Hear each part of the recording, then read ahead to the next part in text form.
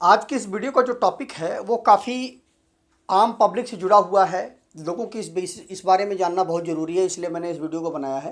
पूरी वीडियो को देखिएगा तो आपके पैसे से संबंधित एक समस्या है वो दूर हो जाएगी। जैसा कि आपने थंबनेल में देख लिया होगा कि देखिए, कोई भी व्यक्ति आजकल जो कि ये कोरोना का महामारी चल रहा है या कभी भी कोई भी व्यक्ति जब लोन लेता है, लोन तो लेना ही पड़ेगा क्योंकि घर बनाना है या कहीं पर होता है पढ़ाई करनी है या किसी भी तरह से कोई भी काम करना है तो वहाँ पर लोन की ज़रूरत पड़ती है। तो लोन लेने में दो प्रकार की चीज़ें की ज़रूरत पड़ती है बैंक को। नंबर एक, पहली चीज़ तो होती है कि वह क्या तो ज़मीन वगैरह की गारंटी ले ले और या फिर किसी व्यक्ति की गारंटी ले ले। तो व्यक्ति की गारंटी मैक्सिमम लोग क्या करते हैं कि सीधे एक गारंटर का जो फॉर्म होता है उस पर सीधे वो जा करके साइन कर देते हैं और गारंटी हो जाती है। तो आप अब थोड़ा ध्यान से इस चीज़ को करें कि जो लोन के पेपर पे जो गारंटी वाला जो कॉलम होता है उस पर आप ऐसे ही साइन मत कर दें, सोच समझ करके ही वहाँ पर साइन करें। क्योंकि गारंटर वाले कॉलम पे साइन करने का मतलब सिर्फ साइन करना नहीं है, इससे आपकी लोन लेने की क्षमता पर भी प्रभाव पड़ता है। आपका सिविल स्कोर भी डिस्टर्ब होता है, कम होता है। तो या हो सकता है भविष्य में ऐसा भी हो सकता है, उसमें कंडीशंस होती हैं कि आपको भी लोन चुकाना पड़ सकता है। अगर वो व्यक्ति जो लोन ले रहा है अगर वो नहीं चुकाता है तो हो सकता है आपको भी वह लोन चुकाना पड़ जाए। तो आज आप इस पूरी वीडियो को ध्यान से थोड़ा देख लीजिएगा तो आपकी यह एक चीज़ समझ में आ जाएगी। तो अब आपके मन में यह चीज़ आ गई होगी, तो गारंटर कैसे बने? क्योंकि अक्सर लोग होते हैं, नाते रिश्तेदार होते हैं, वो कहते हैं गारंटर बन जाइए, तो वहाँ पर आप कैसे बने? तो अगर आप गारंटर बन रहे हैं तो आप यह पता करें कि बैंक आपको किस गारंटर की श्रेणी में रख रहा है। दो प्रकार के गारंटर होते हैं बैंकों में, पहला होता है गैर वित्तीय और दूसरा होता है वित्तीय। गैर वित्तीय क्या करता है कि जो लोन ले रहा है और बैंक दोनों के बीच में एक माध्यम हो जाता है, जोड़ देता है दोनों लोगों को, ठीक है। उसमें लायबिलिटी बहुत ज़्यादा नहीं होती है। लेकिन जो वित्तीय होता है वह काफ़ी संवेदनशील होता है। उसमें क्या होता है, जब आप वित्तीय अगर गारंटर बने हुए हैं तो वहाँ पर दिक्कत ये होती है कि अगर जो व्यक्ति कर्ज ले रहा है अगर वह लोन नहीं चुकता करता है तो हो सकता है बैंक आपसे वसूली करे, क्योंकि आप वित्तीय रूप से गारंटर बने हुए हैं, ठीक है। तो इस चीज़ का थोड़ा ध्यान रखिएगा।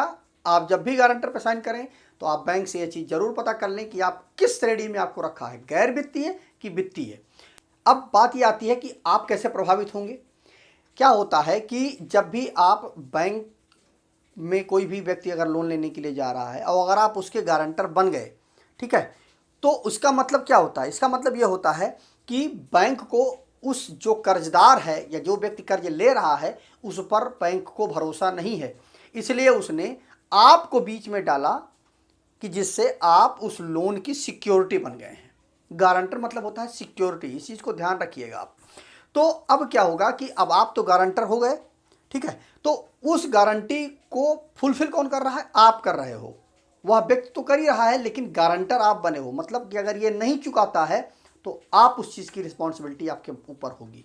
तो अगर वह व्यक्ति जो लोन ले रहा है अगर वह उस लोन को चुकता नहीं करता है सही तरीके से तो आपका जो सिविल स्कोर है वह खराब हो सकता है। क्योंकि जो सिविल स्कोर होता है वह उसका मतलब केवल और केवल जो कर्जदार होता है अगर उसने पैसा नहीं चुकता किया तो केवल उसी की मॉनिटरिंग नहीं करता है। जो सिविल स्कोर होता है वह आपकी भी मॉनिटरिंग करता है, मतलब जो गारंटर होता है उसकी भी मॉनिटरिंग करता है, पूरी उसकी जान उसकी तो पूरा आपका भी पूरा डाटा वहाँ पे जा करके इकट्ठा हो जाता है।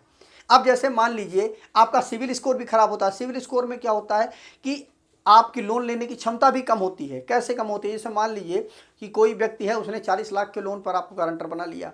अब आपको मान लीजिए होम लोन लेना है, कोई लोन लेना है, मान लीजिए 60 लाख रुपए का आपकी लोन की कैपेबिलिटी है, आपको 60 लाख का होम लोन लेना है। लेकिन अब वहाँ पर दिक्कत ये आ जाएगी कि बैंक जैसे ही देखेगा कि आपका 40 लाख लोग के लोन पर आप गारंटर बने हुए हैं तो 60 लाख का लोन नहीं देगा वो, फिर वो 40 लाख की गारंटी हटा करके 20 लाख का ही आपको लोन देगा। तो आपका भी काम उसमें डिस्टर्ब होगा, ठीक है, कि आपको केवल 20 लाख का लोन मिलेगा लेकिन आपका 40 लाख रुपए आपका नुकसान हो जाएगा।